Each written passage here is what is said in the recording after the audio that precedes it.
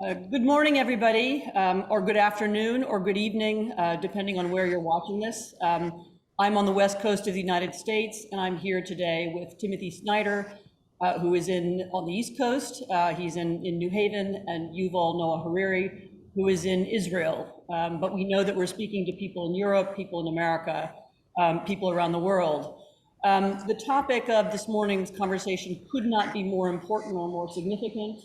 We're going to talk about Ukraine, not just the ongoing invasion and the destruction that we've all watched on our television screens, but also the place of Ukraine in world history, the place of Ukraine in European history, the significance of this invasion for Europeans, for Americans, for really the whole world.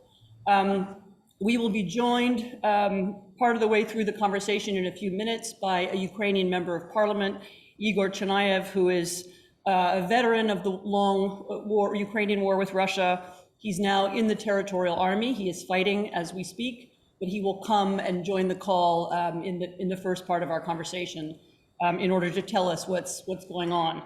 In addition, you will see on your screen a link that will take you to a group of charities if you want to contribute during or after this conversation to the war effort or to the medical efforts or to the refugees in Ukraine.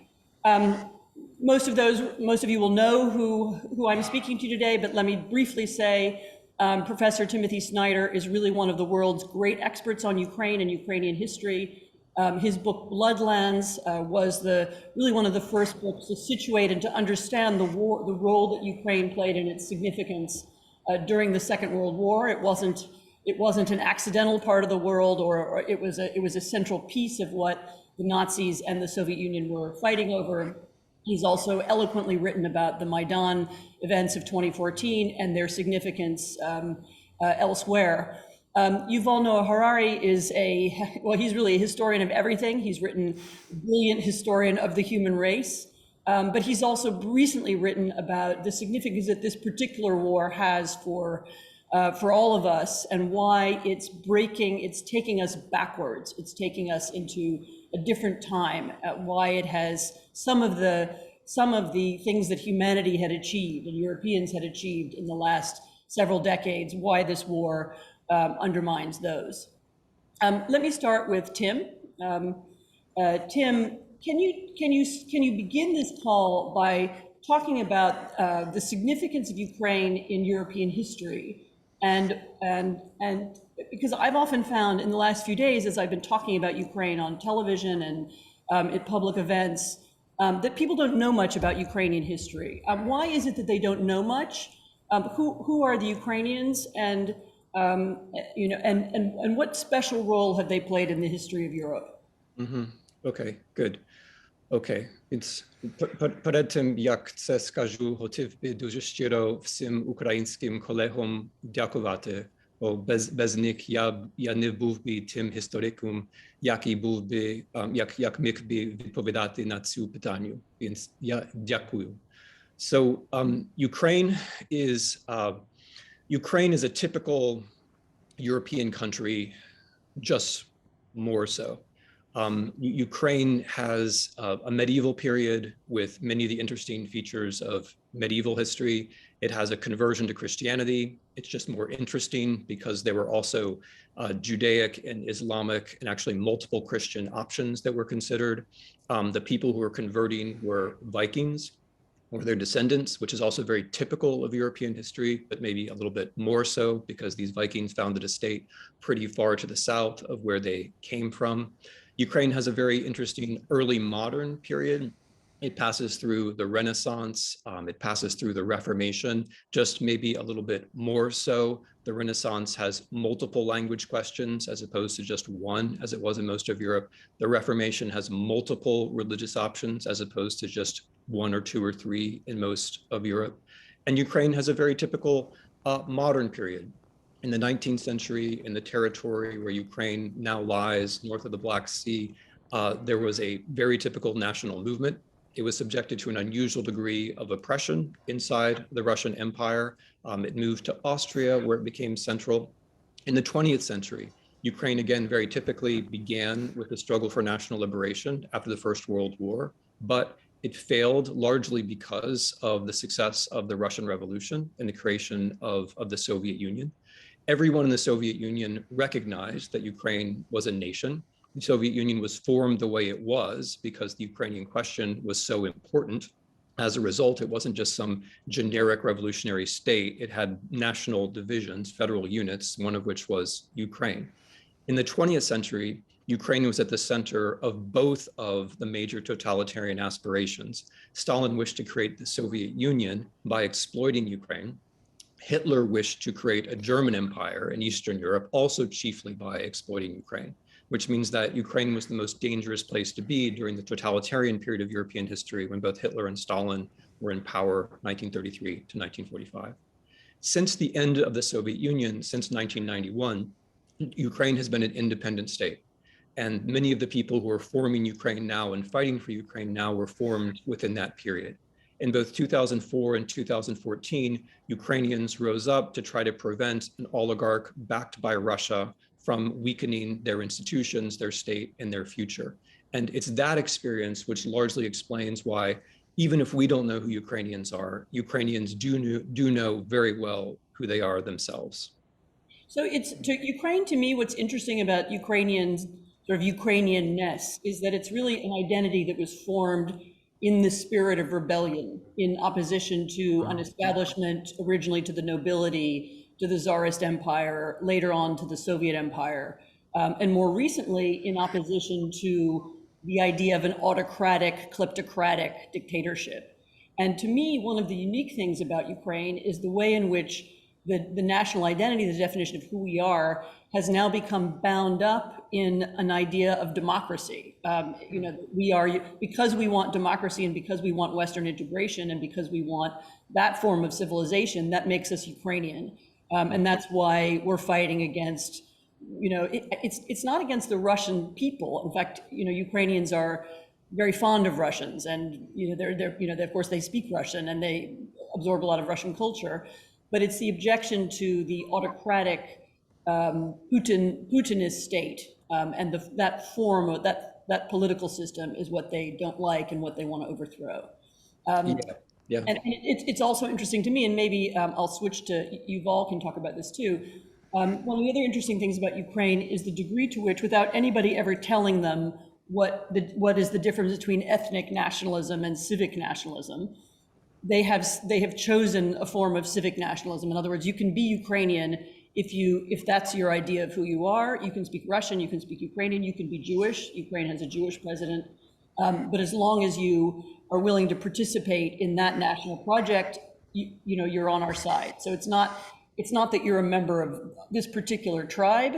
It's that you're a member of the community. Yuval, could you situate that idea for us? Is that something is that new and recent in history, and would you make the same observation about Ukraine? Well, I think that the whole war is about the existence of the Ukrainian nation. Putin's idea is that there is no Ukraine. This is his whole rationale, his whole reason for the war. He's built this fantasy in his head that Ukraine doesn't exist, that Ukrainians are just Russians, and that they want to be absorbed by Russia and are prevented by some gang of Nazis. And this fantasy has led him to invade Ukraine, expecting that Zelensky will just flee, the army would surrender, and the population would throw flowers on the Russian tanks. And he's just completely wrong about everything. Ukraine, as we've just heard, and as we see, is a very, very real nation. Zelensky didn't flee. The army is fighting like hell, and the population is throwing Molotov cocktails on the Russian tanks, not flowers. And in this sense, he has already lost, Putin has already lost the war, because this is a war about the very existence of the Ukrainian nation. And now the entire world knows. I mean, I don't know what people knew about Ukraine a week ago or 2 weeks ago. Now everybody around the world know that Ukraine is a very, very real nation. And you see the admiration around the world for Ukraine. And I think there is something deeper happening here, which also explains the reaction that I see in Europe, in the USA, and elsewhere. that, the West has been torn, and you spoke about different kinds of nationalism. The West has been torn in recent years in a culture war between left and right, between liberals and conservatives, which really revolved around the question of nationalism and liberalism. We somehow got this mistaken idea in the West that you have to choose, that nationalism and liberalism are opposite, and you can be one or the other. And this is the deep root of the culture war in the West. And Ukraine showed us this is not true. You don't need to think in these binary terms. Nationalism and liberalism can be allies. If you understand nationalism not as hatred of foreigners or hatred of minorities, but as loving your compatriots and taking care of them, then nationalism and liberalism go together. They unite around the values of freedom and of taking care of your fellow citizens. And this is why both left and right, I've been watching, CNN and Fox News, they are suddenly on the same page. They are cheering the same heroes.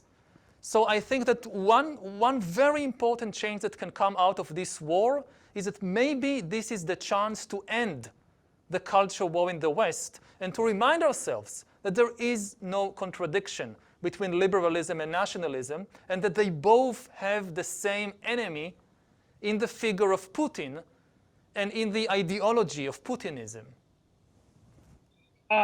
Thank you. I agree with that, and I want to continue with that with that conversation. I mean, I think even if you use the word patriotism instead of nationalism, then people automatically understand what you mean. Yeah. I understand, though, that we've had our introductory comments. We are now going to be joined by Yegor Chernayev, who is a member of the Ukrainian parliament. He's a veteran, a long-term veteran of the war, and he's also now part of the territorial army.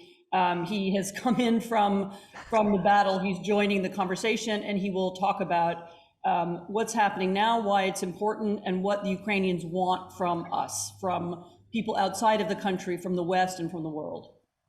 Welcome, Yuval. Thank you for invitation. Yeah, in this difficult for Ukraine time, we really appreciate your support, your unity of the Western world, your actions actually, because there are not so much tools which can be used by Western world and by Ukraine to stop Putin. Unfortunately, for now, we have not maybe, this is, I think this is the manifestation of the weakness from the Putin's army, because they started bombing civil population. They started bombing and heavy shelling by rockets, by missiles to civil people. And this is, I think, like an agony of Russian army, because they cannot to invade, to occupy any big city in Ukraine. They faced with the highest level of resistance from our not only army but also the Ukrainian people, who, as Mr. Harari said,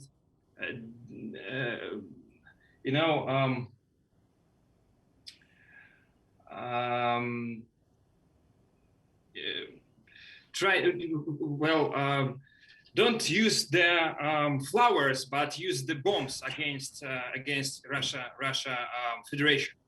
So for now, it's quite difficult situation in Ukraine, and and not only but the whole nation ask to Western world. It's number one. What do we need right now? It's establishing the no-fly zone over Ukraine. It means that our allies can help us with their. If you heard right now, I hear the siren of the air attack, actually, because in a few minutes I think Kiev will be bombed by Russian Federation, again and again, day by day. They do this not only in Kiev, but also in Kharkiv and other cities of Ukraine. But what do we need? It's no-fly zone over Ukraine. NATO and allies can do this, can provide us with this support. It means that in the sky over Ukraine shouldn't be any aircraft or any missile from the Russian Federation side. It should be shooted even from the Black Sea ships, warships of NATO, or from the some ground anti-missile, anti-aircraft systems from countries of NATO or of countries of EU, because we have some of them. We have anti-aircraft systems, but it's not enough. We have a lack of this kind of weapon, and we need support. So this is the first and the most important thing that Western world can do to support Ukraine and to deter Russia from the further actions in our country. Another thing, of course, the sanctions. The sanctions should be effective as much as possible to destroy actually the economy of Russian Federation, because only this thing, in my point of view, can be the start point of the protests in Russian Federation, because of propaganda, the Russian people don't know what exactly, how many Russian soldiers they lost in Ukraine. It's over 5,000 for now. It's more than in the first. It's more than the first of the war in Chechnya. They lost in this during these six days. The SWIFT should be all banks of Russian Federation should be withdrawn from the SWIFT system. Not only 5 banks or something like this. The assets of oligarchs should be frozen around the world. They should feel the pressure. The closest circle of Russia, of Putin people. I mean, these oligarchs, officials, etc., etc. So this is maybe the most effective things that Western world can do for Ukraine right now.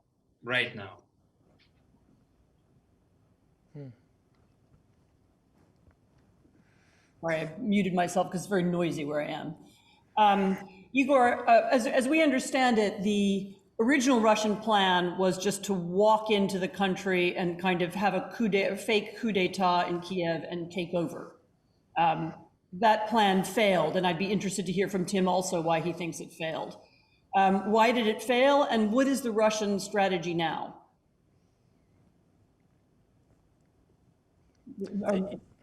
Maybe you go first, and then Tim, and then Yuval.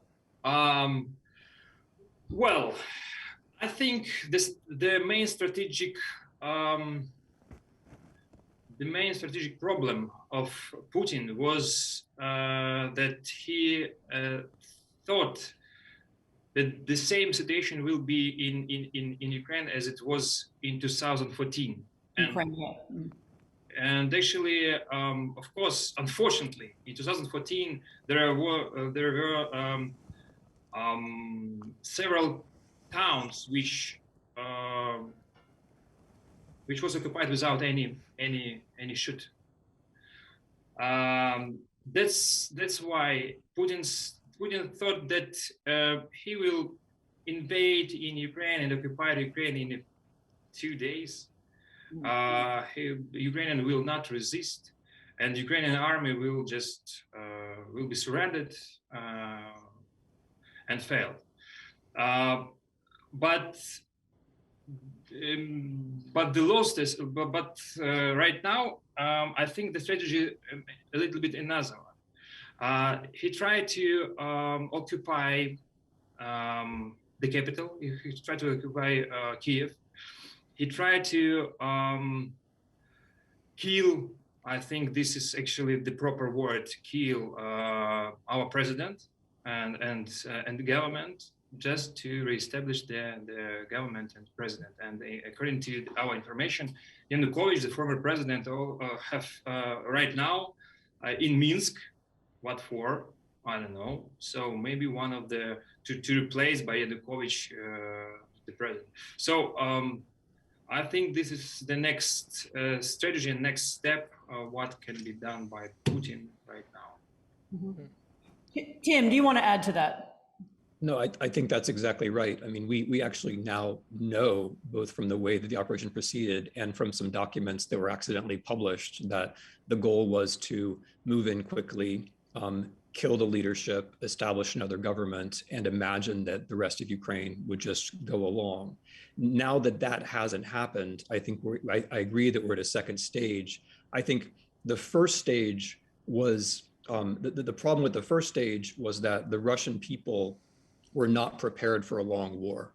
And this creates an important opening. I mean, I think the idea was that this is all going to be over so quickly that we don't have to prepare the Russian people for a war. And that's why Russian propaganda this time around has been so obtuse and unconvincing, even for a lot of Russians. I think now what we have is a Putin who has been defied, and we have a second stage of the war, which is a kind of random fury.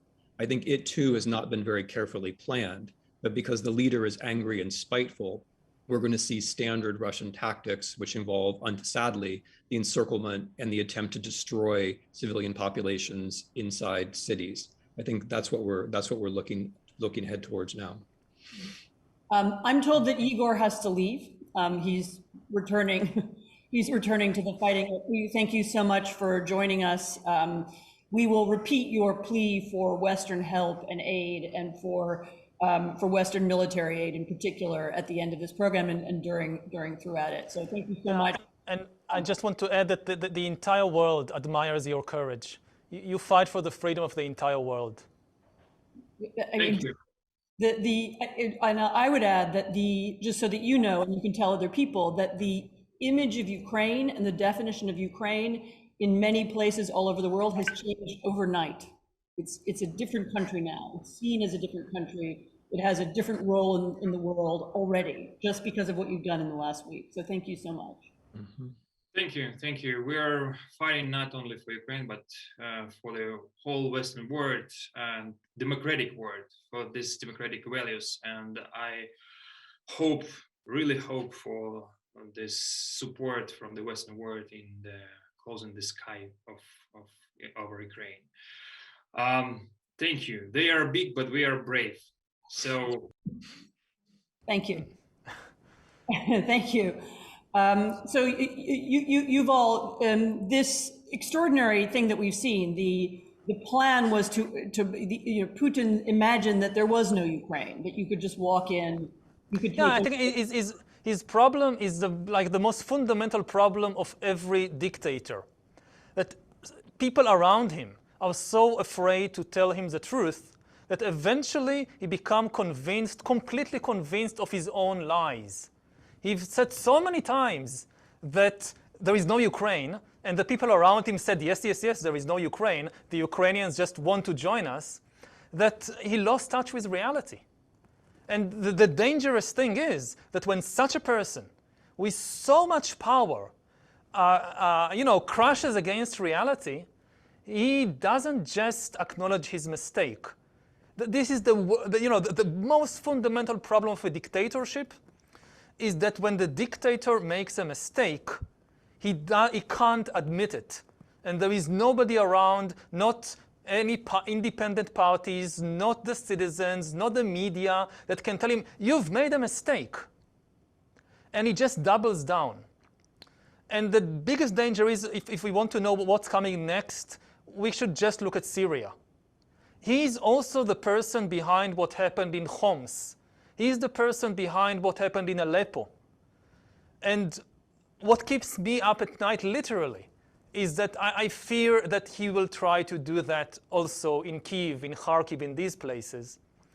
And my hope is that the Russian people would not be able to stomach that. You know, in Aleppo, in Homs, the Russians bombed from the air. But the slaughter on the ground, it was Syrians slaughtering Syrians. It's different when it's Russian soldiers fighting and some slaughtering Ukrainians. That it's Russian soldiers who are dying. And it's, you know, Russians and Ukrainians are family. It's literally. There are people that, you know, one brother is in Moscow, one sister is in Kyiv. So with Putin, I have no expectations. I think he has no limits, no boundaries. But I hope that the Russian people would not stomach that. Tim, you're a student of Putin. You've written at least one book and many articles about him and his mentality. What do you think he's capable of? Why did he misunderstand Ukraine? And what might stop him? Mm-hmm.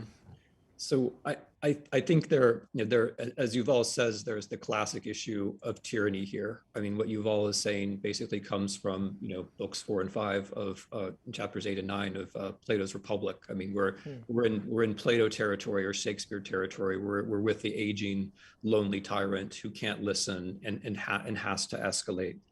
What I would emphasize is a related point, which has to do with past and future. We're seeing a kind of confrontation of history, like history in the sense of things that actually happen and people who make choices that matter, history with myth.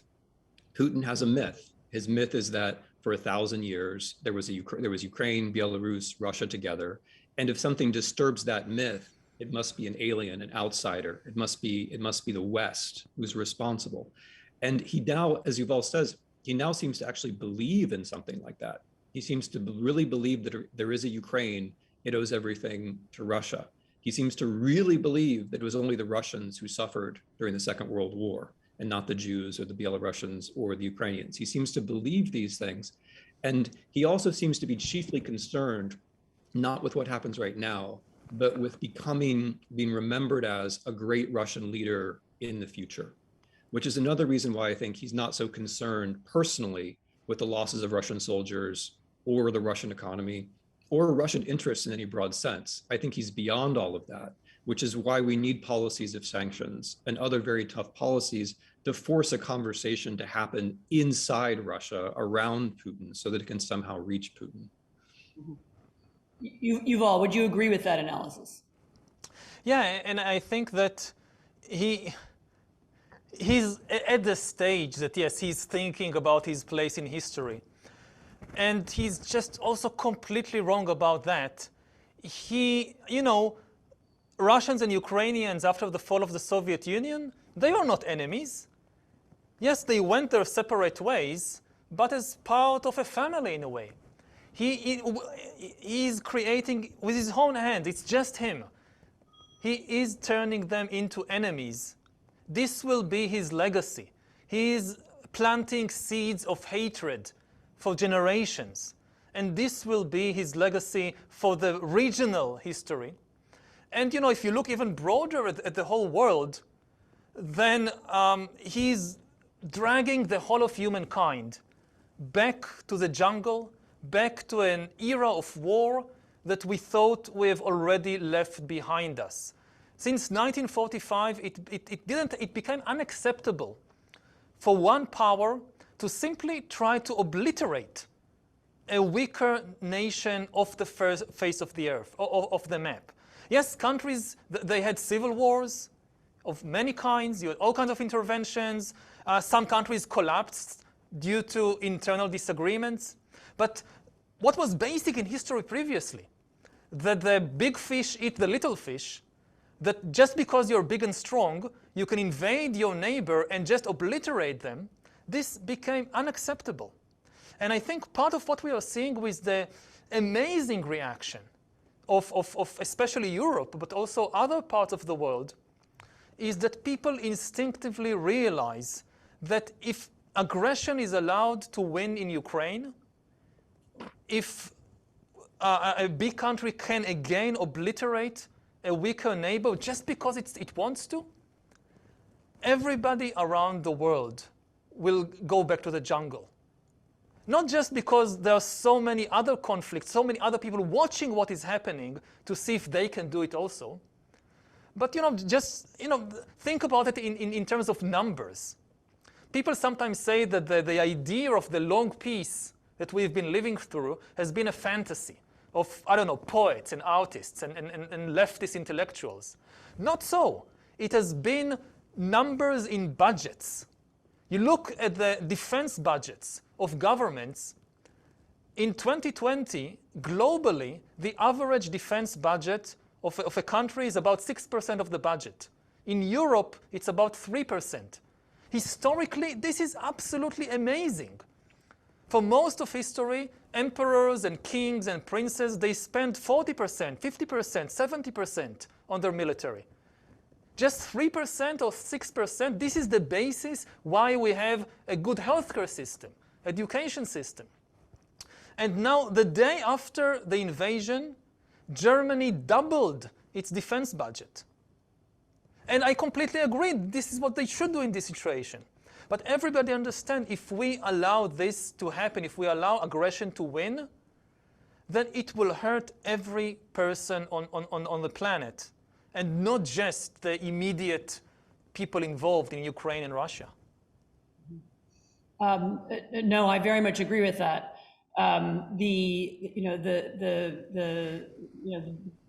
We all became used to, we've made assumptions about how the world is. We learned to live with it, and we failed to see that Putin posed this different kind of threat. Tim, maybe you could talk a little bit about that. Why? So one of the things that's very extraordinary things that's happened in the last week is that, I mean, literally 2 weeks ago, I was on a German television program, and I was arguing that Germany should arm Ukraine. And my argument was that if you want peace in Europe, you want Putin not to invade Ukraine, then you must arm Ukraine so that they can deter Russia. And there were 3 German politicians on the program who bitterly disagreed with me. There can only be dialogue. The only solution to this can be peaceful. Germany cannot participate in any European war. It's impossible. It can't be done.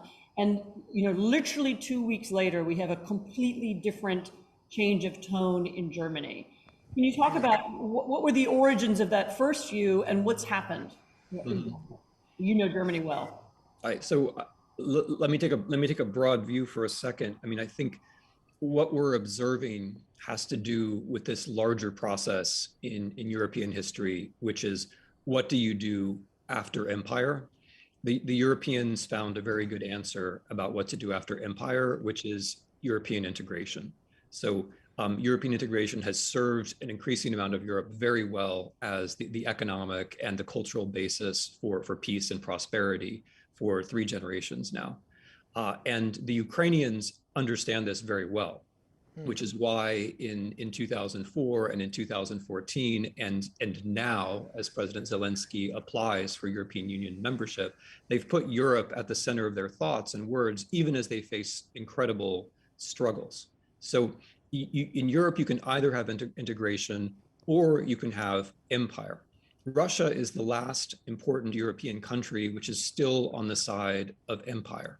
The Russian state is constructed now in such a way that, given oligarchy, given the lack of rule of law, given the essential impossibility of domestic policy, all that remains are imperial adventures to try to make a leader content and a population distracted.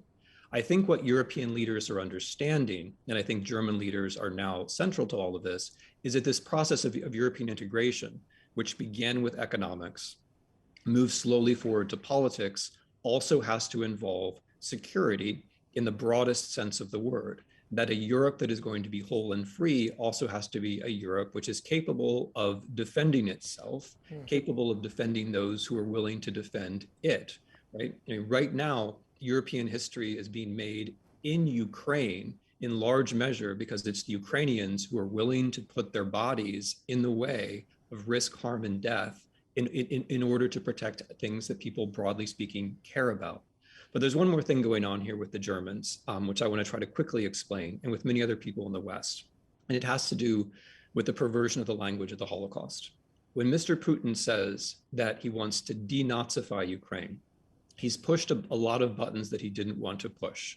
I've had a lot of private conversations with a lot of significant people who've been trying to understand those remarks because they understand that there's something fundamentally wrong with a war that aims to kill a Jewish president and undo a democracy, which is supposedly being made in the name of denazification. And I think what people have understood in the last few days is that what Russia is doing is not just making war against an innocent nation here. Russia is also, or at least the Russian leadership, is deliberately undoing the linguistic and the moral structures that we drew from the Second World War. The words genocide and the words Nazi are very important to the whole moral structure, which undergirds how many countries, European, North American, and also others, have set up a better version of life after the Second World War. In perverting all of that, in debasing all of that, Mr. Putin is not only going after a country, which is bad enough, he's going after a whole moral structure. And I think people have come to understand that, and that has something to do with this solidarity and with this certainty that something is deeply, deeply wrong with this invasion. Not just killing people and attempting to destroy a nation, which is bad enough, but also just the full-throated, cynical nihilism of it all. Mm-hmm. And maybe I would like to add specifically about Germany, because as historians, we are constantly aware of the centrality of the past in shaping the present, in shaping the future. And I would like to say to Germans, German politicians, and Germans in general, as a historian, as a Jew, as an Israeli, we know that you are not Nazis. You don't need to keep proving it again and again. You don't need to be afraid that if you pick up a gun or that if you raise your voice, we will think that you are Nazis. We know you are not. What we need from Germany is to stand tall and lead. This is it's now the leader of Europe. If you really want to make amends for the crimes of the Nazi era, it's not by being neutral, it's not by staying aside. You should be at the forefront of the fight for freedom, for democracy. This will be the best atonement for the crimes of the Nazi period. One of the conclusions that I've begun to make in the last few days is that the sort of lesson from history that Germans have been telling themselves that they've learned, and this applies more broadly to Europeans, actually, it's not just the Germans, the sort of lesson from history, and you hear this in Brussels, you hear it a bit elsewhere, the lesson from history is that we must be pacifists, we mustn't fight. And actually that's the wrong lesson from history. The lesson from history is that we must fight against tyranny, we must fight against autocracy, we must fight against genocide. To some extent, no, we shouldn't just throw away the whole pacifist message. I think, yes, the message is we should do everything in our power before we have to fight. We should go the extra mile. You should explore all the other options because war is terrible. And especially when we are talking about war between superpowers with nuclear capabilities, we should be extremely, extremely careful. And I think that, this is, again, a mistake that dictators make repeatedly, that when they see liberal countries and democratic countries trying to avoid war, trying to find a diplomatic solution, trying to appease, they read this as weakness. And it's not weakness. I think that, underneath the layers of comfortable fat, there is a lot of muscle. And there is also the understanding that you don't want to use that muscle. It's terrible for everybody. But there should be also the deep commitment that if there is no other choice, then there is no other choice. And I think that what's happening now is that people in Germany and elsewhere have realized that this is it. That's the moment of truth. There is no point reserving it for some other day. The day has come. Now is the moment of truth. But they've realized it, though, Yuval, thanks to Ukrainians. They haven't realized Yes. it all on their own. They've realized it thanks to Ukrainians. And I guess my version of what Anne just said would be something like this, that if you really do have values like democracy and freedom, there's an inherent risk associated with those values. And those values don't come on their own. There's no larger historical process that guarantees them. There's no arrangement that preserves them that's permanent.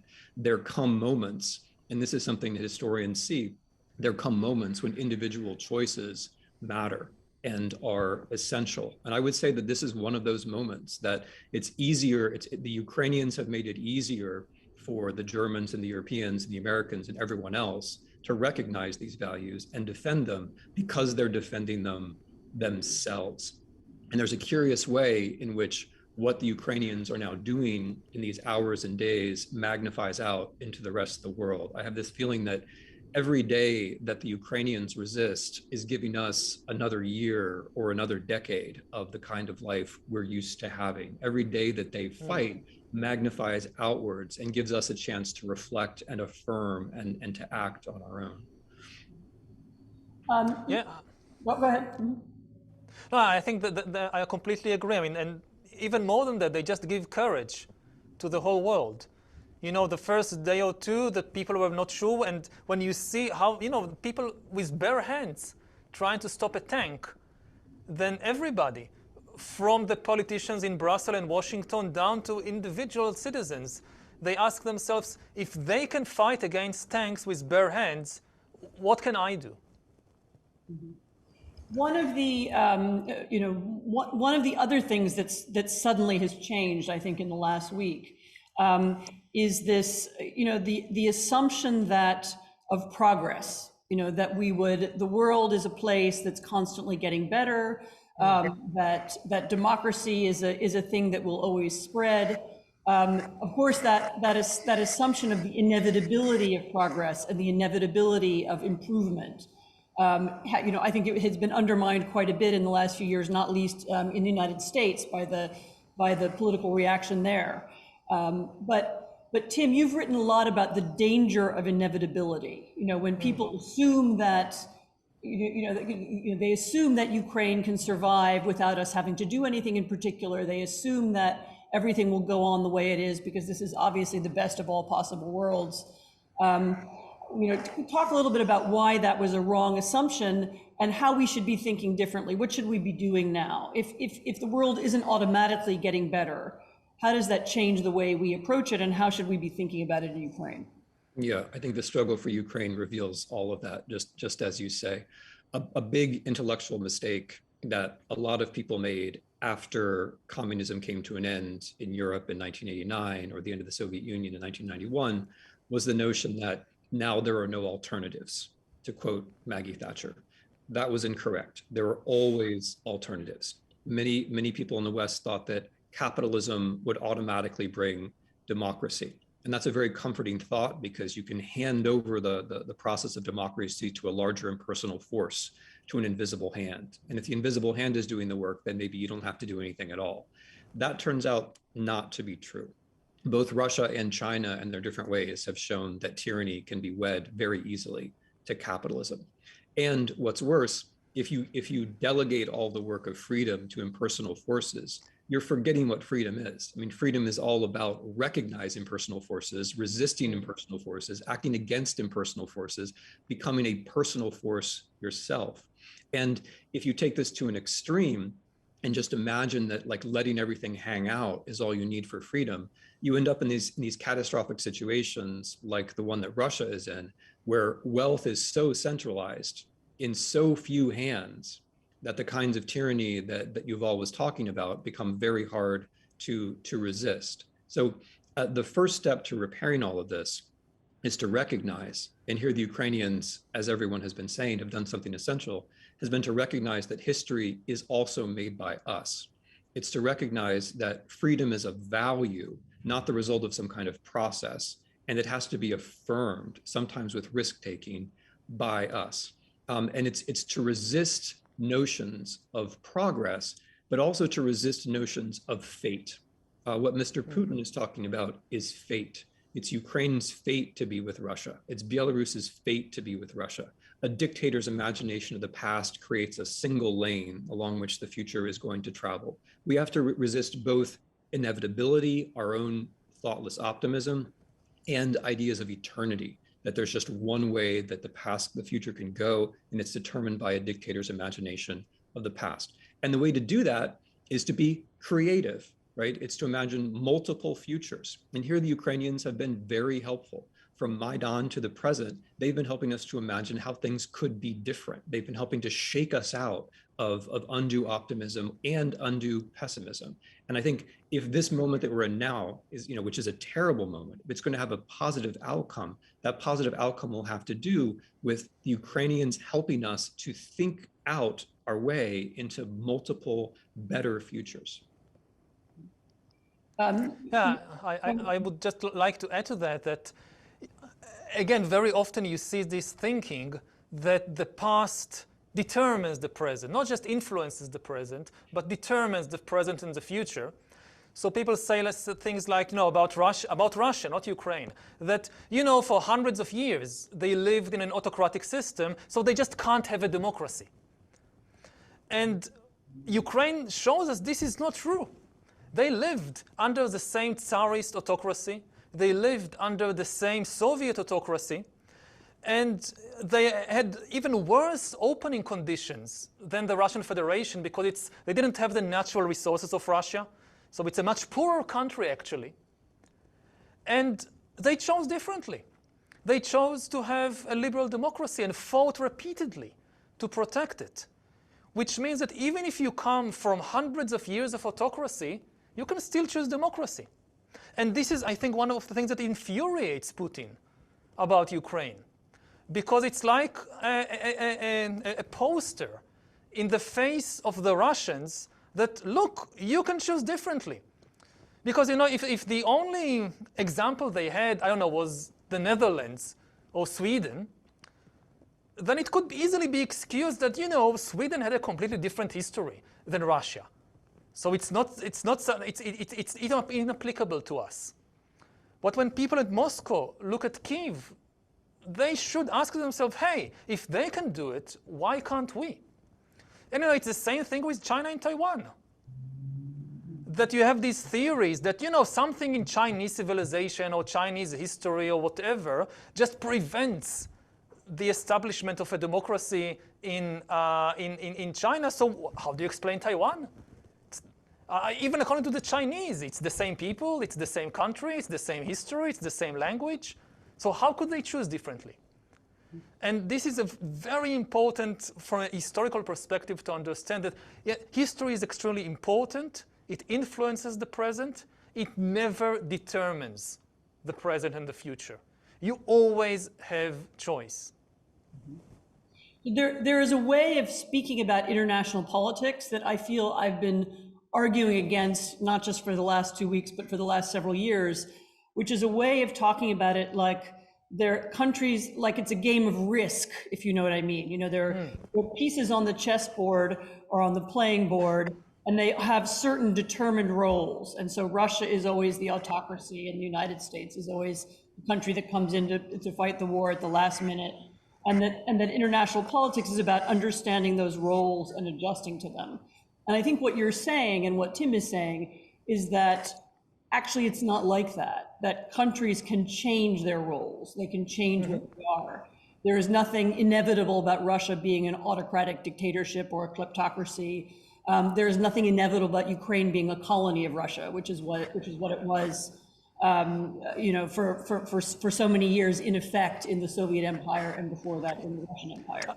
Absolutely. It's not determined by history or geography or climate. People say, well, Russia, they have all these frozen wastes. So somehow, Canada has frozen wastes. If Canada can be democracy, what's so different about Russian climate from Canadian climate? Right. And again, a very good example is Germany. In 1945, you had a lot of people saying that, that the Germans, they are a basket case, they are a lost case. There will always be a militaristic, totalitarian country, And the only thing we can do is, I don't know, break them up into little principalities or make them into peasants or something. And, you know, a couple of decades after the defeat of Nazism, and Germany is one of the leaders of the free world, one of the most liberal, one of the most democratic countries in the world. And it's the same geography, it's the same climate, it's the same language, it's the same, I don't know, children's fairy tales. I remember as a student reading this article about the fairy tales of the Grimm brother and so forth, as if anticipating Nazism. That if you tell these kinds of fairy tales to children, there is no way that you can avoid Nazism. And this is not true. Maybe they still tell the same fairy tales, but they have become one of the most liberal democratic countries in the world. Yeah, I mean, Hannah Arendt has this idea in her book Origins of Totalitarianism, which is of course a very dark book, but she has this idea that the most important thing in life is renewal. The ability to invent new things, the human capacity to create new things. If we look at the language that Mr. Putin is using from Moscow, it's the exact opposite of that. It's all about deadening. It's all about closing down the imagination. It's all about forbidding alternatives. It's all about the idea that things that happened in the past have to repeat over and over and over again in the form that the dictator likes. What's exciting about democracy, and the Ukrainians are helping us remember this, is that democracy is unpredictable. Look, Volodymyr Zelensky is unpredictable. He's a Russian-speaking comedian who basically came out of nowhere, a Jew who won 73% in a free presidential election. That's what democracy can bring us. It can bring us unpredictable things. And now he's a war president who's with his people and whose courage has inspired these Europeans and these Americans that we're talking about. That's unpredictable. Democracy gives you that chance. And the more democracy you have, the more unpredictability you have, and the more possibility for renewal that you have, the better possibility to break out of this gloom where things the dictator has to be in power forever and nothing new can ever be said and everything is gray and dreadful. Democracy helps us to break out of that. The Ukrainians are helping us to break out of that. We have just a little bit of time left, and I'd like to spend the last part of this conversation talking about what we can do, we in the West, we in the world, Yuval is in Israel, what can we do both specifically and more generally? How can people who are on this, who are watching this conversation, how can they contribute to change? How do we persuade our governments that this is of the kind of importance, the significance of this story? Yuval, maybe you could begin with that. What should people listening to this conversation take away from it, and what can we do in the future? Well, talking to individual citizens, not to politicians and head of states, everybody can do something. You can donate. If you're not wealthy, you can donate an old coat. There are people gathering clothes to send to Ukraine and to the refugees. And when you donate an old coat, it's not just an old coat. I mean, the act of donating empowers you. And if previously you think, oh, I can't do anything, then you start thinking afterwards, well, I did this. Maybe I can do another thing. It's kind of a cascade.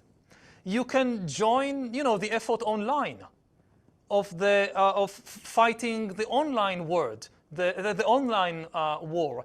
As a citizen, let's say in a European country, the politicians in Europe that are imposing the sanctions are very closely watching to see what would be the reaction of the population. I think many of them want to go harder, want to go farther. But they're afraid that if they, completely cut off the Russian banks and completely stop importing oil and gas, there will be a popular resentment of, rising oil prices, lack of heating gas and so forth. So as a citizen, if you voice your opinion, you say, no, I'm willing to take on these difficulties, and you give courage to your politicians to press forward. And maybe most importantly, it's always best to cooperate, to join some organization. 50 people cooperating in an organization, let's say to help refugees, can accomplish far, far more than 500 isolated activists, isolated individuals. So find a cause. Don't try to solve the whole world. Find a cause which is close to your heart, and then find an organization that tries to deal with it and join it. If there is no organization, start it. The key is we need to strengthen organizations because this is the basis also for civil society and for democracy. Tim, what should we do? So of course we should donate for the reasons that Yuval gives. I think there's a list on your screen. There are other lists out there.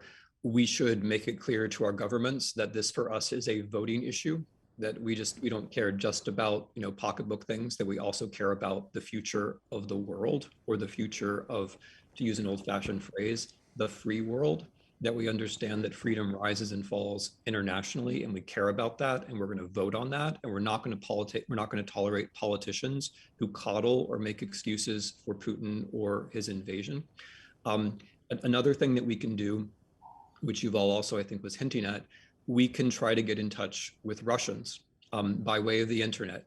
And if you do this, make sure that you're posting true and accurate information yourself. There are plenty of good sources about what's actually happening in Ukraine.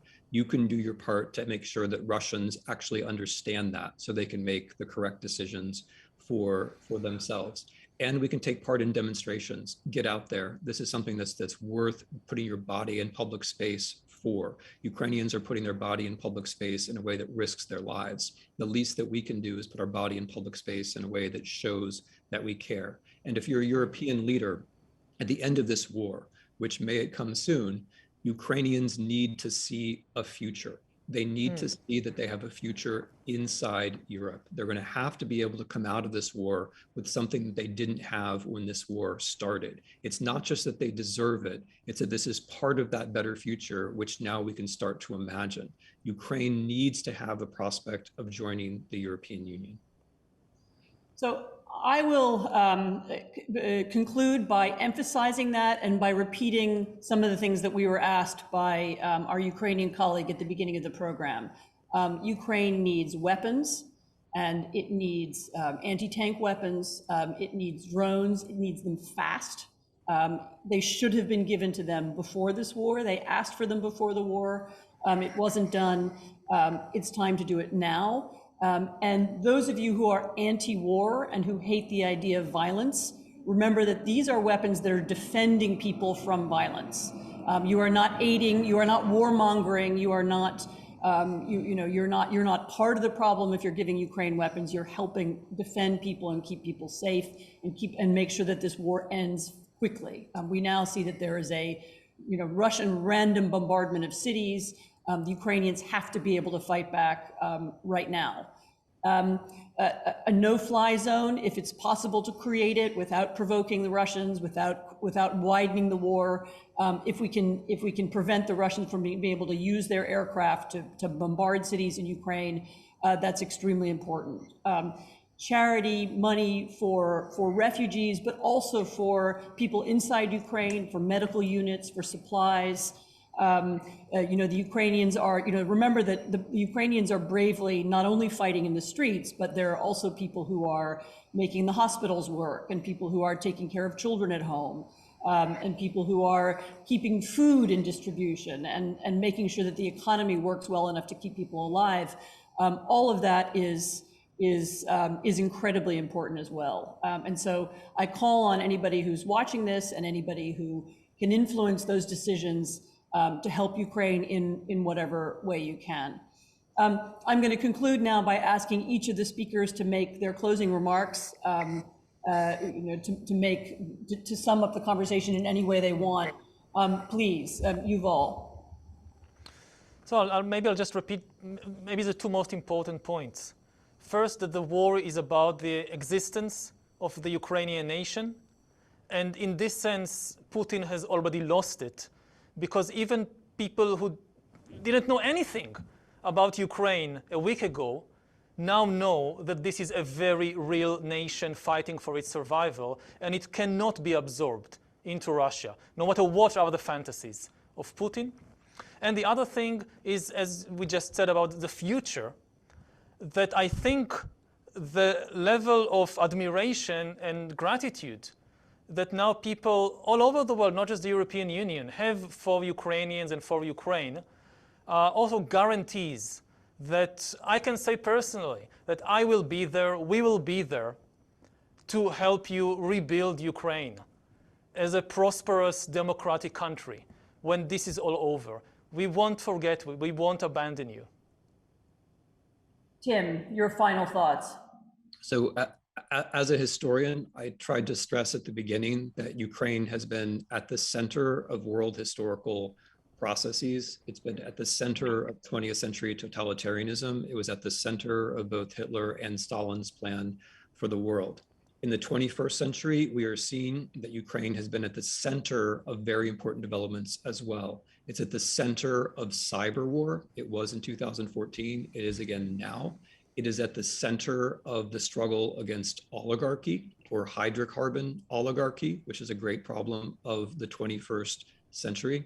And insofar as we have a future in which we get over our 20th century and our 21st century problems, Ukraine will also be at the center of that. So vám všem bажаю всього найкращого, незалежності і здоров'я. Thank you to my two extraordinary guests. Thank you to the audience from all over the world. The three of us are in three different places. We know that you all are too, but we hope as a world community that all of you who are here and who've joined this conversation will be contributing to the success and the future of Ukraine. Thank you very much. Thank you very much to the Yes Foundation for organizing this with such, at the last minute and with such professionalism and skill. Thank you again, and Slava Ukraini.